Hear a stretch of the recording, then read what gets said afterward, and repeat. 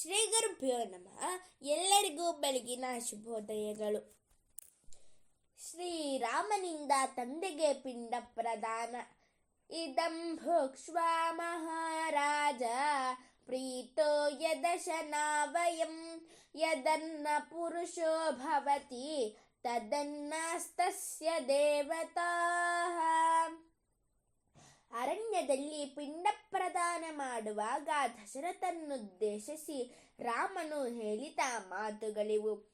ಎಲೈ ದಶರಥ ಮಹಾರಾಜನೇ, ನಾವು ತಿನ್ನುತ್ತಿರುವ ಅನ್ನವನ್ನೇ ನಿನಗೂ ಹಾಕುತ್ತಿದ್ದೇವೆ. ಇದನ್ನು ತಿಂದು ನೀನು ಸುಪ್ರೀತನಾಗು. ಏಕೆಂದರೆ ಎಂಥ ಅನ್ನವನ್ನು ಪುರುಷನು ತಿನ್ನುತ್ತಾನೆಯೋ ಅದೇ ಅವನ ಪಿತೃದೇವತೆಗಳಿಗೂ ತೃಪ್ತಿ ಹೇತುವಾದ ಅನ್ನವಾಗುತ್ತದೆಯಲ್ಲವೇ.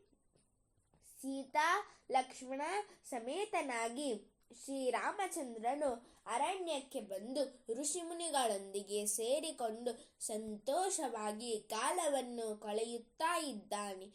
ಅತ್ತ ಭರತನಿಗೆ ಈ ಸಮಾಚಾರವನ್ನೆಲ್ಲ ತಾಯಿ ಕೈಕೇಯಿಯು ತಿಳಿಸುತ್ತಾಳೆ. ಇದನ್ನು ಕೇಳಿದ್ದ ಕೂಡಲೇ ಭರತನಿಗೆ ತುಂಬಾ ದುಃಖವು ಉಂಟಾಗುತ್ತದೆ. ಹೇಗಾದರೂ ಮಾಡಿ ಶ್ರೀರಾಮನನ್ನು ಅಯೋಧ್ಯೆಗೆ ವಾಪಸ್ ಬರುವಂತೆ ಮಾಡಲೇಬೇಕೆಂದು ನಿಶ್ಚಯಿಸಿ ಭರತನು ಅರಣ್ಯಕ್ಕೆ ಬಂದು ಶ್ರೀರಾಮನಿಗೆ ನಮಸ್ಕಾರವನ್ನು ಮಾಡುತ್ತಾನೆ. ತಂದೆಯು ಚೆನ್ನಾಗಿದ್ದಾನೆಯೇ ಎಂದು ಶ್ರೀರಾಮನು ಭರತನನ್ನು ಕೇಳಿದಾಗ ದಶರಥನು ಮೃತನಾಗಿದ್ದಾನೆ ಎಂದು ಭರತನು ಶ್ರೀರಾಮನಿಗೆ ತಿಳಿಸುತ್ತಾನೆ. ಪಿತೃಮರಣದ ವಾರ್ತೆಯನ್ನು ಕೇಳಿ ಶ್ರೀರಾಮನಿಗೆ ಅತ್ಯಂತ ದುಃಖವು ಉಂಟಾಗುತ್ತದೆ.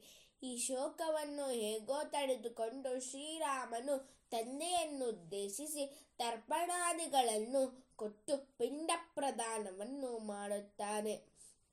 ಅರಣ್ಯದಲ್ಲಿ ಅಕ್ಕಿ, ತುಪ್ಪ, ಹಾಲು, ಮೊಸರುಗಳು ಎಲ್ಲಿ ಸಿಗಬೇಕು? ಆದ್ದರಿಂದ ಶ್ರೀರಾಮನು ಏನನ್ನು ತಿನ್ನುತ್ತಿದ್ದನೋ ಅದರಿಂದಲೇ ತನ್ನ ತಂದೆಗೂ ಪಿಂಡವನ್ನು ಹಾಕುತ್ತಾನೆ.